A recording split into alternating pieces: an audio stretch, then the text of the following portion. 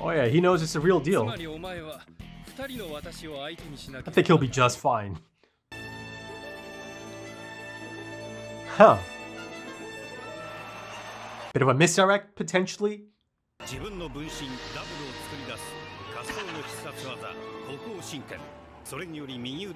He's just spinning his arm. Okay, get that back on. Let's see how he does it.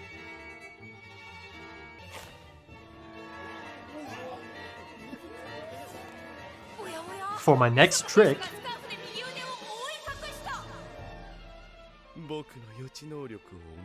Whoa.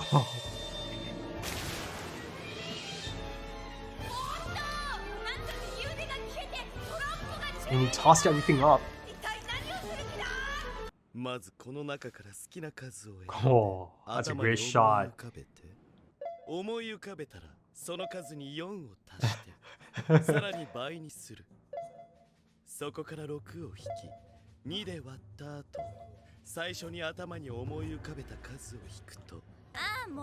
Is this kind of like a distraction tactic? Like, look here, look here, look here. Oh.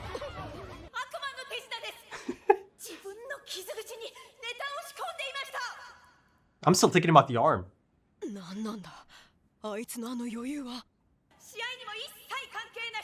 Hold your horses. Totally bizarre.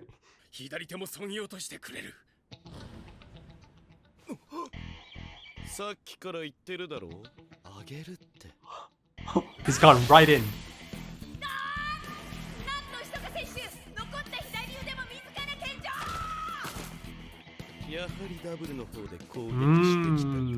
He didn't risk himself.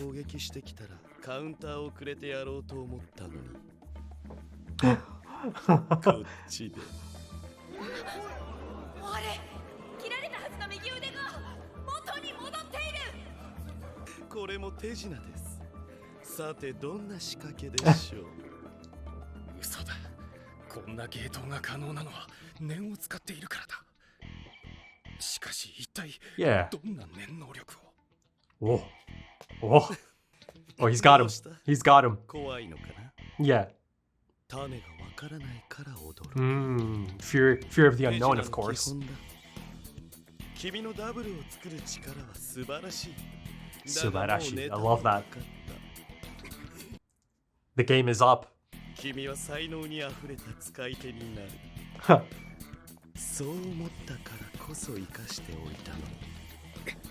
That's his thing. That's his thing. No. Oh. Ah, he's acting out just as expected. Oh. He's panicking. He's panicking.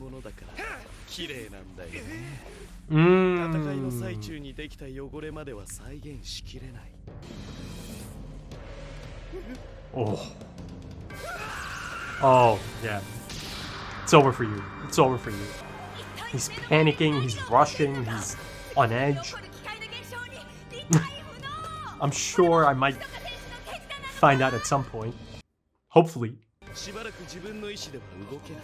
Oh, he's dazed already. Oh, is this it? Is he about to just actually finish him off? Kill him? Oh. Yeah, he's done. It's over.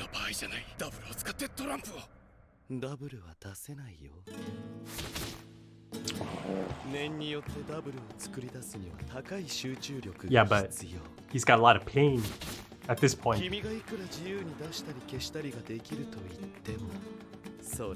Because I let you.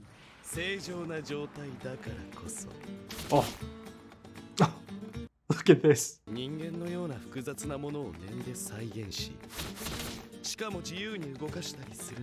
Takes a lot of effort. Yeah, all of your effort, essentially.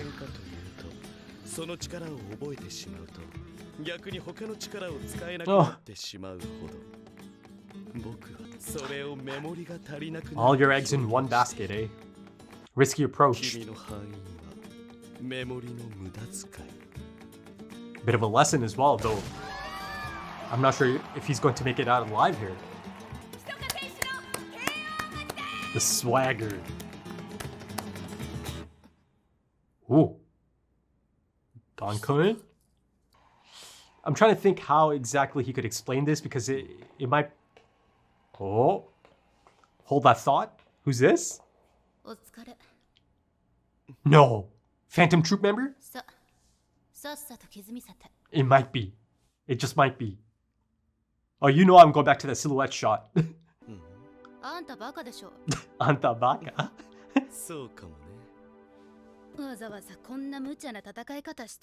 Oh god. She's gotta be Phantom Troupe. Oh, a medic. Oh. Is this some sort of Nen being incorporated into this? Oi, oi.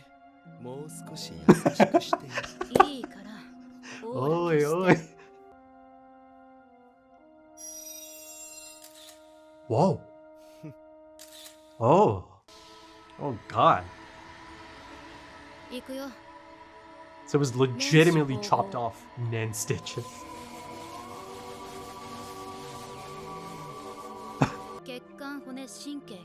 Oof. She's good.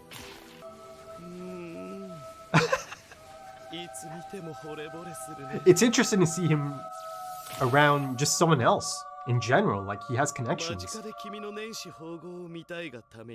So I can see you. But again, I'm not sure yet if she's Phantom Troupe or not.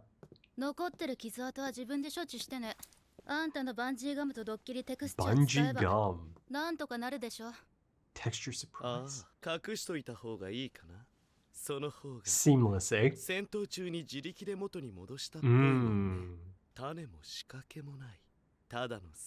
Yeah, I saw it. Bungee gum? Okay. Good as new. このスピードなら相当の使い手でも何が起きたか分からずに腕が治ったように見えるだろうね。バンジーガム。自分のオーラをガムとゴム両方の性質を持つものに変える。よく伸び、素早く縮み、至るところに貼り付けることができ、Quite malleable, 好きな right? 時に剥がすことができる。バンジーガムって名前は僕が子供の頃大好きだったチューインガムの名前から取っている。I love that. そんな情報いらないんだけど。No, I need to know. ドッキリテクスチャー。自分のオーラにイメージの力を加え、肌の質感を再現する。上質のカラーコピーのようなもんだから、触られるとすぐにバレちゃうけど。But who's gonna touch it, right?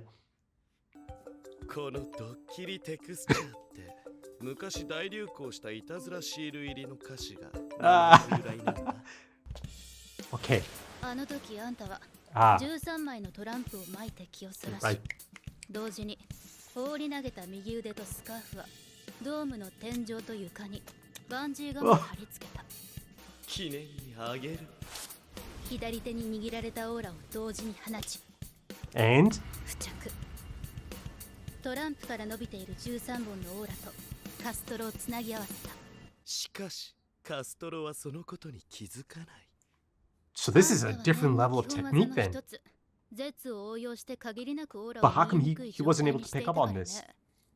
でもそれには弱点がある。同じく念の基本技の一つ、目にオーラを集中させ、注意深く見れば見破ることは可能。床に落ちたスカーフはすでにドッキリテクスチャーで肌の質感が再現された。カストロに左腕を攻撃された瞬間、 At that moment. 天井の右腕と床のスカーフのバンジーガムが発動。右腕が戻り、その傷口をスカーフが覆い隠し、右腕が復活したかのように見せる。実際にちぎれた腕が元通りになるというあまりに不可思議な現象。Yeah? それが手品の範疇を超えて念によるものだということをカストロに気づかせてしまったからね。そこからどんな攻撃が来るかも大方想像がつく。それに対処する方法もね。Oh yeah, he really took him apart. Physically and mentally, right? 予知しろ。君は踊り狂って And that 死ん made him act out. 再び揺さぶった。 Go on, give us a name. じゃあ私は戻るわ。もうかい仕事終わったんだから当然でしょ。メッセージの変更よ。8月30日正午までに Yes, it is a troop member. 全団員必ずヨークシンシティに集合。団長も来るのかい Oh, おそらく boss. 今までで一番大きな仕事になるんじゃない？今度すっぽかしたら団長自ら制裁に乗り出すかもよ。それは怖い Oh my god, how exciting. Boss. That's the first one on his mind. As the camera focuses on those eyes. ひそかの試合どうだった？ Confusing. 別につまんねえ試合だった。 I mean, for the spectators, it's gotta be hella confusing, right? 悔しいけど、なんでひそかが勝てたのかわからなかったよ。俺たちももっと念の能力を上げないとな。Good, good, good, good. He understands. He understands. That's a different level. あいつは語らない。 Oh, he's naked. あいつは The tattoo. 語らない。過去にあんまり興味がないんだ。 Oh my god, it's still. 明日にはカストロの顔さえ忘れてる。あいつは属さない。 I mean, he tried. He was kind of. あいつは自分 Number のために 4. 属さない。自分が最強だと思っているから。 How incredible. How incredible. あまた剥がし忘れた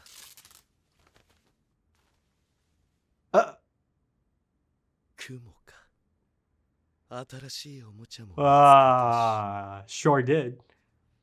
そろそろ狩るか幻影旅団の一員になりきっていたヒソカ彼にとっては幻影旅団すらも狩りの対象でしか That な makes かった complete sense as well, of course. Sorry, he seems to have his eyes set on the boss. That excites him.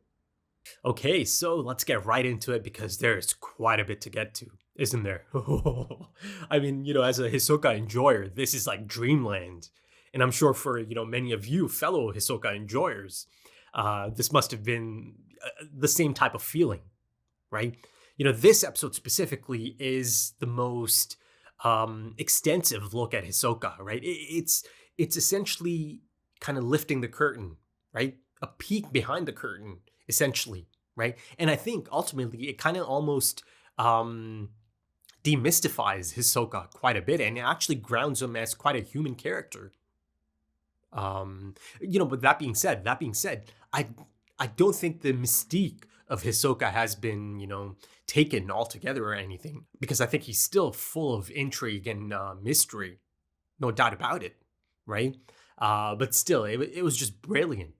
It was so engaging to actually get to learn about him a bit more, right?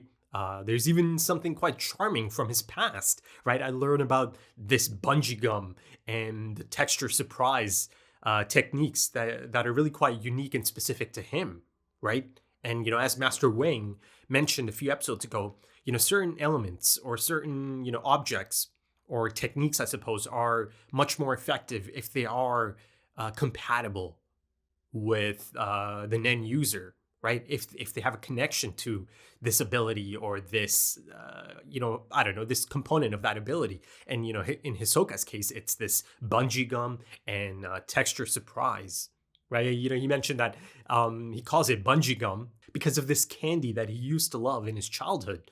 Actually, no, excuse me. It wasn't candy. It was gum. A specific brand of gum that he really liked. And, the thing is, if you look at the packaging, you see the face paint, you see the design. He bases some of that, or he takes some of the inspiration from the packaging, or at least the mascot on the packaging, right? Because the mascot also had the two cheeks painted, right? And, speaking of cheeks, I'll get to that. Listen, I got excited, man. I mean, in hindsight, thinking back to it, that might be the most excited I've ever been to, or at the prospect of a man being in the shower, naked in the shower, the silhouette of a man. I'm already kind of thinking about how people are going to react to my reaction to that scene. Essentially the excitement came from, that potential, that prospect of seeing seeing the tattoo on his back. And the thing is, I had confirmation. I mean, indirectly, it was kind of confirmed that indeed he is a Troupe member, because the other member of the Troupe that shows up in this episode, who herself is really quite fascinating, isn't she? And of course, I'll get to that as well. She essentially indirectly confirms that he is a member of the Troupe. But again, there's something quite fascinating going on there as well. But she tells him that the boss has specified that all members of the Troupe are meant to show up no later than August 30th, right? The day before the auction, I believe. I think she actually even specified noon, I think. But yeah, there's also a bit of fascinating insight. Even there, you can actually infer quite a bit, because she specifies that, this is a mandatory thing. You can't just blow this off. Essentially confirming that Hisoka kind of comes and goes as he pleases. But, a thing I know about Hisoka for sure at this point is that, he is really quite deliberate. Everything is by design. This whole notion of him just kind of showing up as he pleases, I think even that is by design. And of course, I'll get into a few theories about this and just his whole association with the Phantom Troupe in the first place. Ultimately, by the end of this episode, confirmed that, yeah, it's just another target for him, right? He's a part of the Troupe, right? Or at least he's trying to pass off as a part of the Troupe, because you see that it's essentially an afterthought, isn't it? He just, in passing, sees the tattoo on his back, and of course, to my shock and surprise, peels the texture surprise right off, right? And I love that. I love how, most of that episode goes about explaining the technique itself, and then almost immediately gives you this twist after a major revelation. Yes, granted, I kind of had that figured out, and it was one of the more exciting theories that I had. And of course, for that reason, I was really quite excited to see this play out and see him naked, or the prospect of him being naked, so I could potentially see the tattoo on his back. And that's exactly how it played out.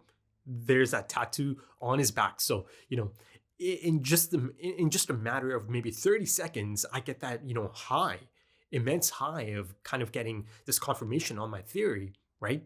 To then having an immediate twist, right? Yes, he's passing as a member of the Phantom Troupe. Or sorry, before I get to that, he is, right? At first I get a confirmation that indeed he is, an active member of the Phantom Troupe. But then almost immediately it gives me a twist, flips it upside down, and they tell me that no, he's actually just passing as a member, right? He doesn't actually take it seriously, right? It's an afterthought.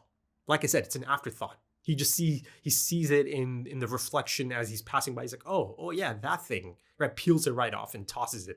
But actually, let's take that back. He didn't toss it. He plasters it on the mirror, right? And a lot of times, in combat sports films, you'll see people putting a target on the mirror, right? A photo of their target, of their rival, of their opponent on a mirror. So to me, it kind of felt a bit like that. Kind of like Rocky Balboa putting that photo of Drago on the mirror, right? In Rocky 4. But yeah, essentially, you have the narrator confirm almost immediately as well that, yeah, it's just a target. He's a part of this for ulterior motives, right? And the thing is, that is so Hisoka. That is so Hisoka, isn't it? But before I go any further, I must admit, I didn't quite like the placement of the narrator in the conclusion of this episode. I actually would have preferred nothing, like no narration at all. I think it would have been so effective in that moment, right? And it would have kept up a bit of that mystique and intrigue about that major revelation right at the end there as well. I mean, I say mystique and intrigue. Hisoka himself essentially confirms it as well, doesn't he? I suppose it's time to begin the hunt, right? So he is going after, or at least in the near future, he is about to go after the Phantom Troupe, right? But the thing is, he had a member of the Phantom Troupe right in front of him, inside of his room. But he didn't do anything to her. Hell, he actually seemed to be really quite interested in this Phantom Troupe member, whose name I did not get just yet. Yeah, I mean, even that in itself is really so exciting, isn't it? To see that side of Hisoka, to see someone that is an equal to Hisoka, the way she speaks to him and the way he's okay with it, right? At moments you see he's really quite flirty. And I felt like, her expose on his incredible abilities and technique, almost kind of felt like they are kind of flirting indirectly. Maybe I'm reading a bit too much into it, but to me, it kind of felt like there's something there. But even if there is a hint of flirting taking place, I think it's mostly on Hisoka's side. I mean, you see that he really wanted her to stick around. I mean, he's asking her to stay, stick around for dinner. And of course, it's late at night. If you're asking someone to stick around for dinner, of course, you can kind of infer his intentions from that alone. And yes, ultimately it is shonen, so it can really only push it so far, right? But they know, of course they know that adults are going to watch this as well, and they take that into account. So they, for these types of stories or anime or shows, they usually do a good job of kind of balancing that, right?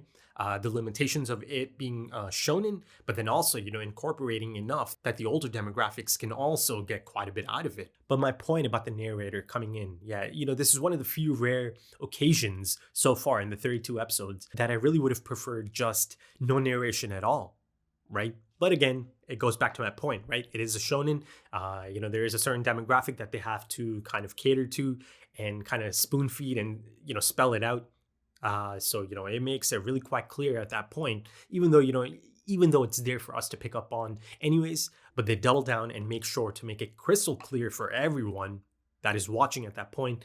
Yes, Hisoka is just masquerading as a member of the troupe. Ulterior motives. He doesn't really care much about that group dynamic, that he doesn't feel a connection to them at all. And the thing is, this other Phantom Troupe member, she seems to have really quite the grasp on Hisoka and his personality and how he functions and carries himself. I mean, she is essentially listing out every single reason that makes Hisoka the least likely to actually be a part of an ensemble. Yet here he is, the number 4 of the Phantom Troupe. But also, how about that? Number 4 of the Phantom Troupe? Yeah, not bad. So yeah, of course, as you saw, I was really quite excited about that shower scene because of this, right? To see the confirmation on his back, even if it was a removable tattoo, right? I mean, she has a strong understanding of this man, right? His elusiveness, his independence. I mean, she literally states or thinks to herself that he doesn't associate with others, right?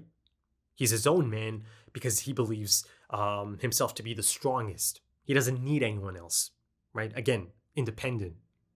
And, she said something like he doesn't talk about the past. He has no interest in the past, right? So that's interesting because, some of the theories I have about his association with the Phantom Troupe do kind of, maybe question the possibilities of, him having a past or the Phantom Troupe playing a part in his past, maybe. But, this whole idea of, her believing that he doesn't really talk, I think I can kind of assume that, that's essentially him anytime he is around the entire Phantom Troupe, right? That's how she kind of gathers that. Because really quite recently, maybe just half an hour ago, 20 minutes ago before she departs, or before she's out there looking back at the arena itself, he tried everything, right, to kind of talk to her, to get to know her, to get her to stay much longer, right? He did not hide his disappointment, right?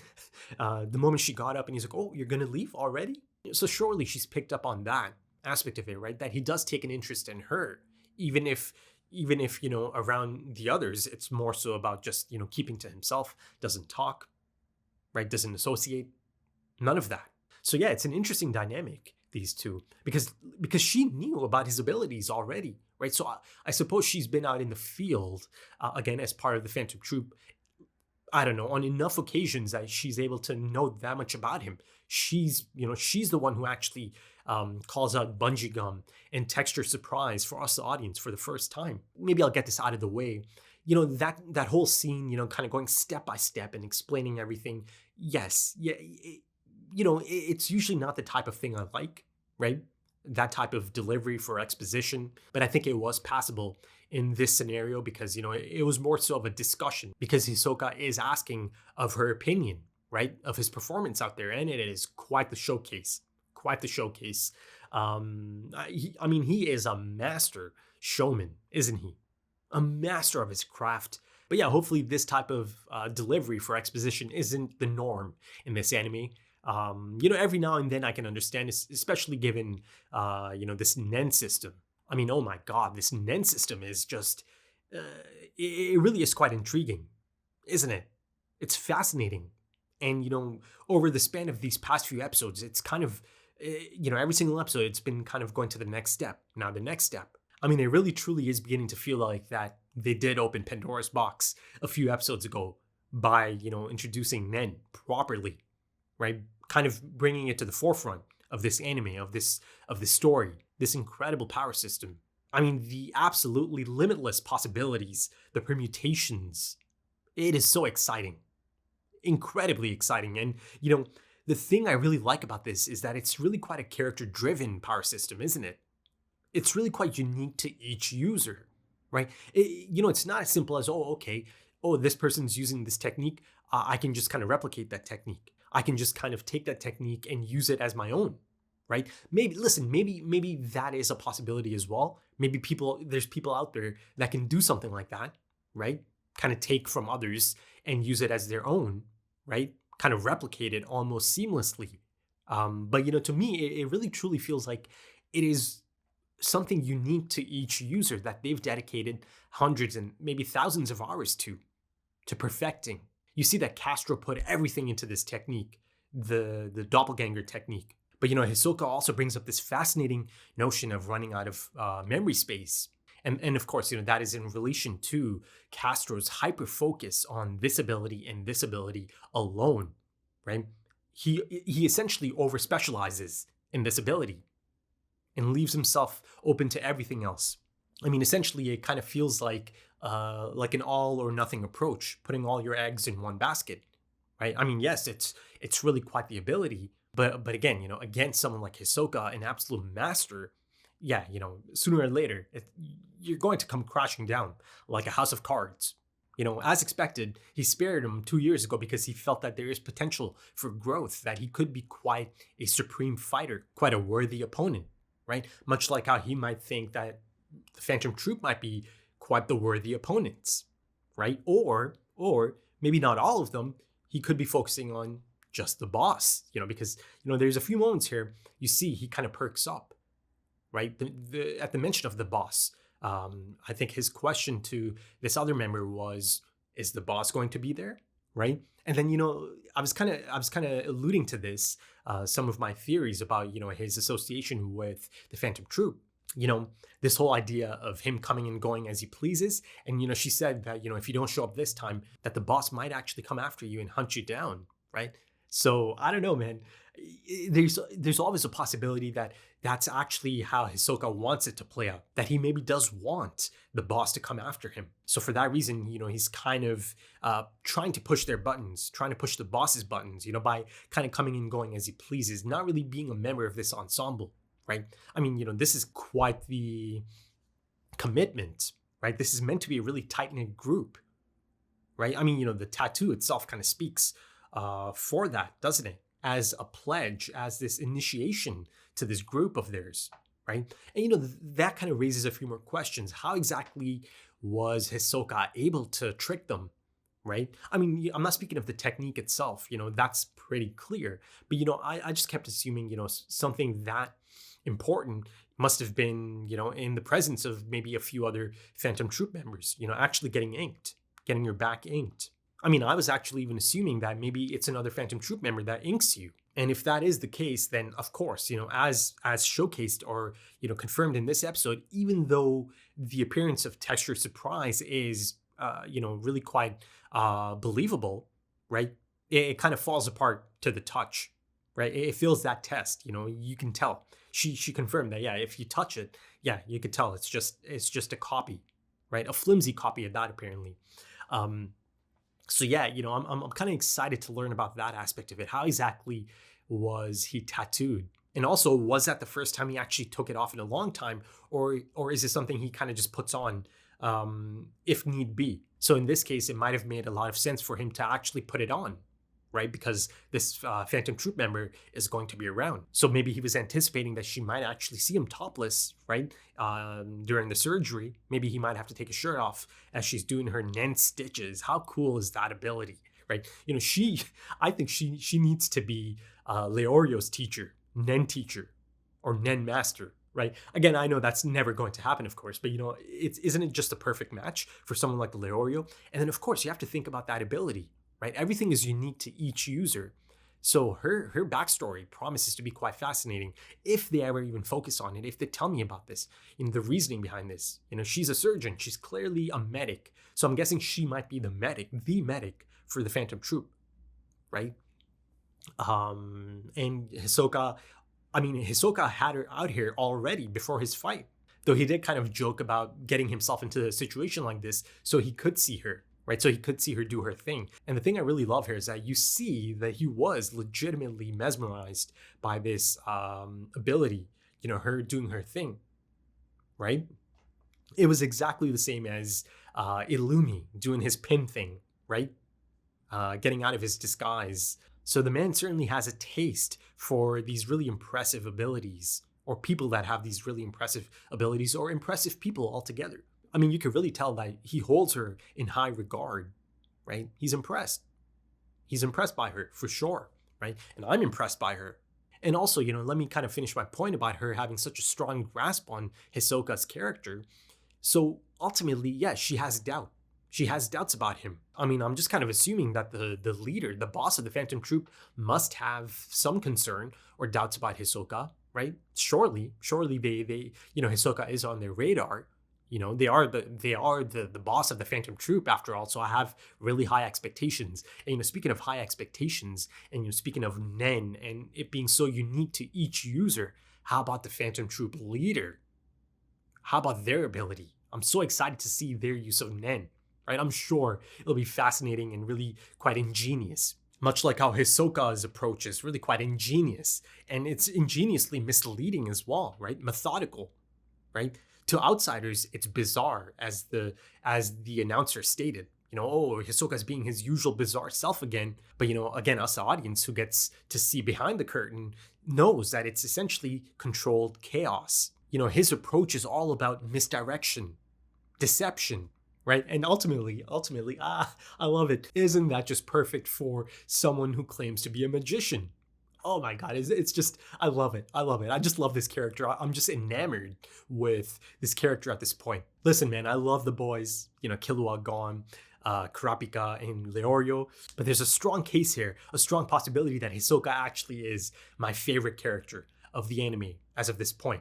Right? But again, that being said, it doesn't mean that I'm not interested or not just as interested in the others. Like I said, I love the boys, but there is something just so captivating about this character. This is the type of character that's right up my alley. Really is. But, going back to Hisoka's abilities or his approach, his really unique approach, you see that he is a master tactician, isn't he? He's a master at psychological warfare.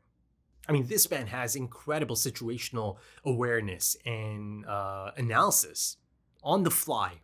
Much of the fight in the last episode, the beginning stages of this fight, it was him actually, getting a read on the situation, getting a read on Castro's abilities, right? And listen, Castro certainly lands. He lands those blows on him, right? Hisoka is opening himself to those blows in an attempt to essentially learn. Right? Maybe I'm not even giving Castro enough credit. He is attacking Hisoka. He got to him, right? But then of course Hisoka keeps calm. Hell, this man, I mean, does he even feel pain? Like, holy shit. First, of course, getting his arms chopped off. And listen, it's still a little bit jarring to see no blood at all. I don't know, it almost kind of doesn't, listen, I've accepted that, okay, there's a reason for that, for the censorship, but I have to keep reminding myself, the lack of blood doesn't mean that these aren't actually his arms being chopped off and him playing around with his own arms, and that he should be in immense pain, but he's not. Unless he is, but he's just able to take it. He's so used to it. He's kind of, trained himself, perhaps, to accept that pain like it's nothing. Even as he's getting the surgery, right? The Nen stitches and all of that happening. I mean, that sequence is just brilliant, isn't it? Right? He said he's mesmerized by that technique. I was mesmerized as well. The presentation is so beautiful. The score that's being used there is quite beautiful as well. It's that piece of music that's kind of jarring anytime I kind of hear it. It's a piece of music that accompanies a few moments here and there, right? And it's especially jarring anytime it accompanies Gon and Kilua, right? And it accompanied them as Master Wing is actually thinking about them a few episodes ago, right? I think it's around the time he said, oh, I may have unleashed a monster. But yeah, this fight is so effective in displaying the masterful manipulations of aura, right? Again, I have to give a lot of credit to Castro as well, right? That was a fascinating look at that use of Nen. I think, that is going to play a part at some point in the series. The concept of doppelgangers, doubles, right? That is something I could truly see playing a part at some point. And then, of course, the masterful manipulation of aura through Hisoka. I mean, this man is an absolute chess master out there, isn't he? I mean, this man is so supremely confident in his abilities out there. But also, there's a side of him that is quite the thrill seeker, much like Gon is as well, right? He does kind of live on the edge a bit. He can be quite reckless as well. But again, his abilities, the supreme confidence in his abilities allows him to be reckless and to be that thrill-seeking maniac at times, right? Because, they made it clear that there's a few occasions here that if Castro didn't quite panic and didn't, kind of overthink it and, kind of just get really rattled by all of it, he actually could have beaten Hisoka. But of course, before dismantling him physically, he dismantled him mentally. Like I said, psychological warfare. And, a little bit earlier, I mentioned the whole magician persona of his. You see that he's a master at actually hiding his abilities, right? Again, the magician persona is brilliant for this character. I love it. I just love every aspect of it, right? You see Kilua is just bamboozled, just perplexed. He goes back to the room and he tells Gon, honestly, I have no idea how he did it. So that you see Kilua understands, it's scary. That's a scary prospect. And he knows, Gon is not ready for him. Not one bit.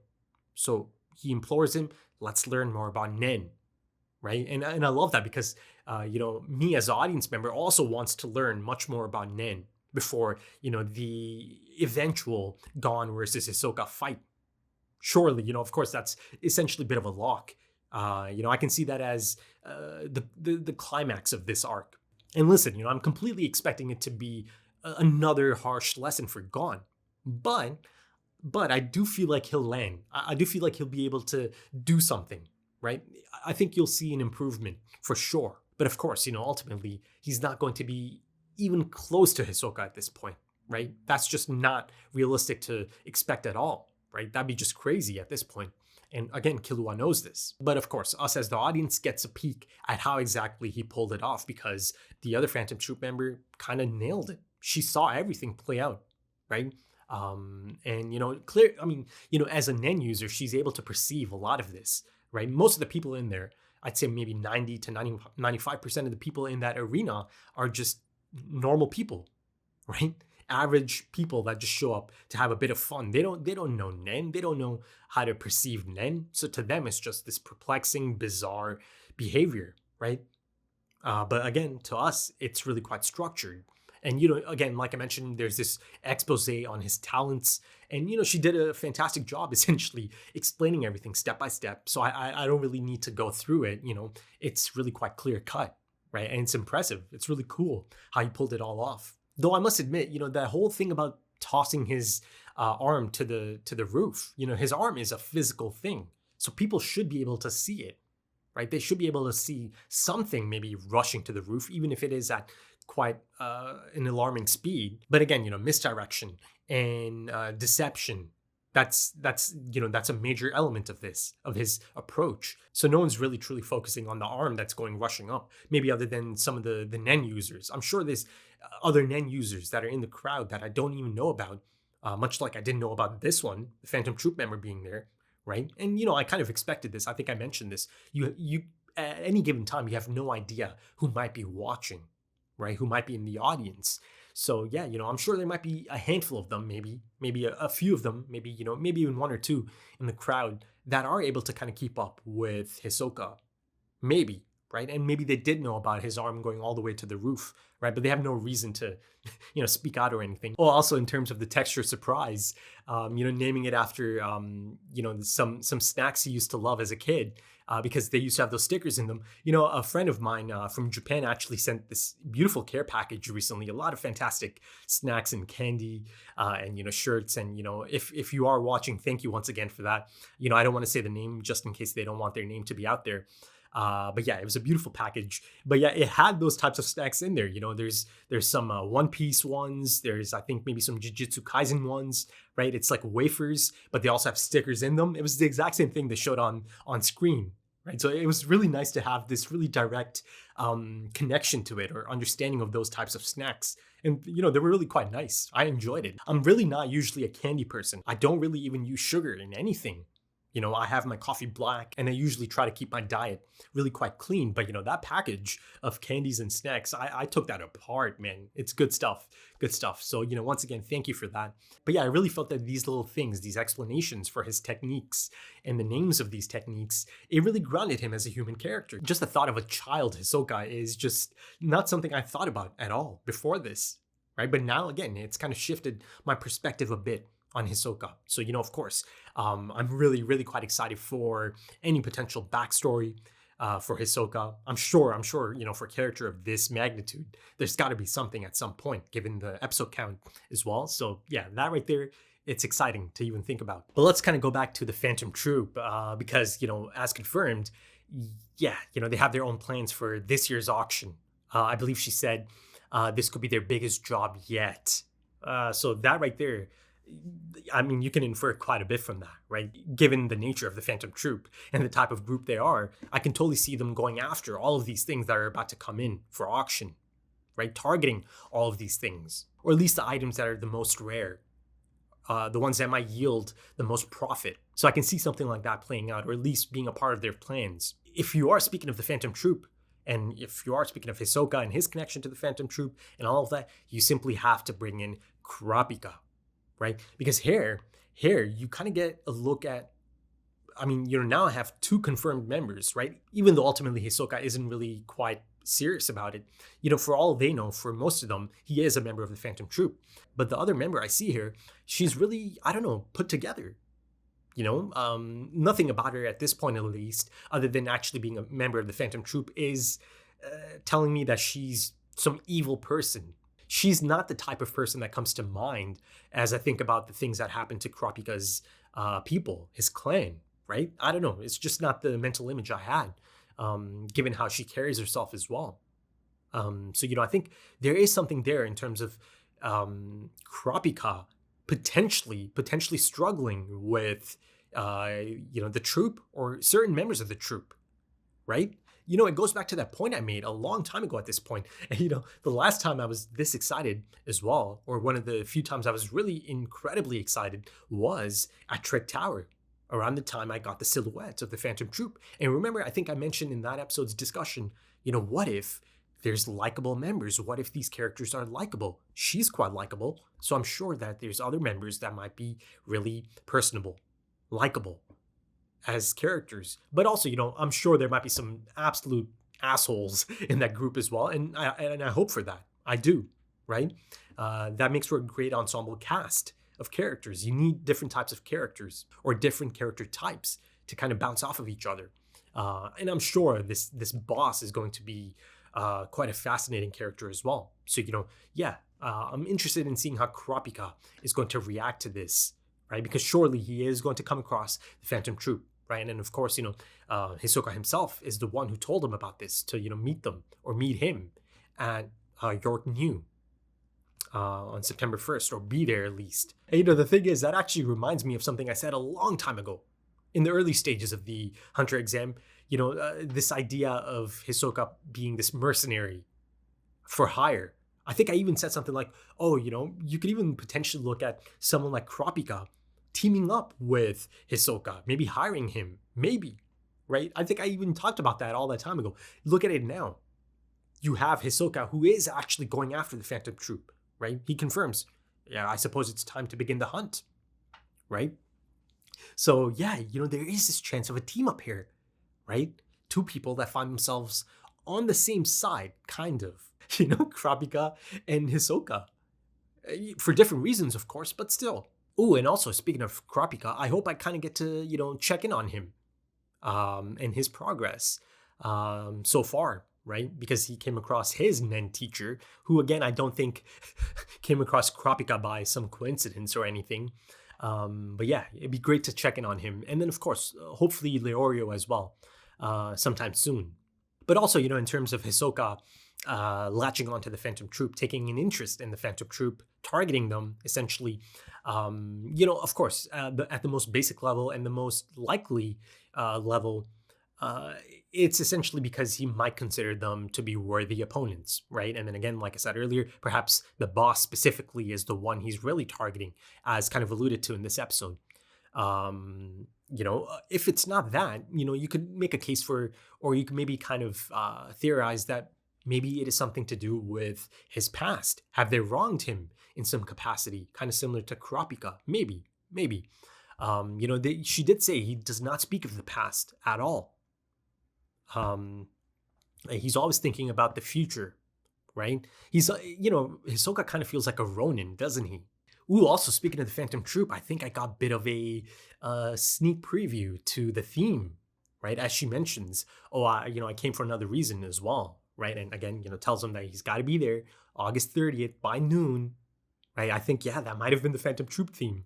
It's certainly a new piece of music. And of course, if it's playing at that point, you have to kind of just infer that is the theme for the Phantom Troupe. So I hope to kind of get to listen to that a bit more, right?